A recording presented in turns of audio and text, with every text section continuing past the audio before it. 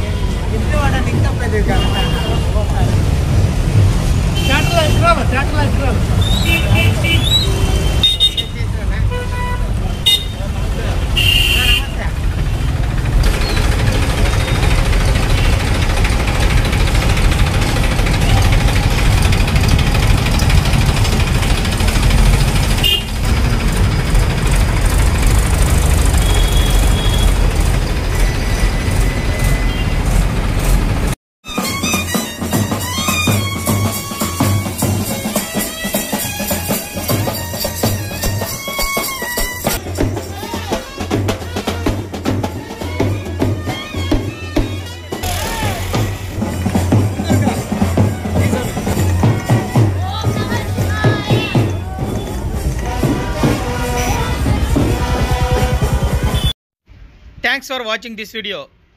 ఈ వీడియో మీకు నచ్చినట్లయితే లైక్ చేయండి, షేర్ చేయండి, సబ్స్క్రైబ్ చేసుకోండి. మన రాయదుర్గం ఆర్డీజీ న్యూస్. మా లేటెస్ట్ న్యూస్ అప్డేట్స్ కోసం నోటిఫికేషన్లు రావడానికి బెల్ బటన్ని యాక్టివేషన్ చేసుకోండి.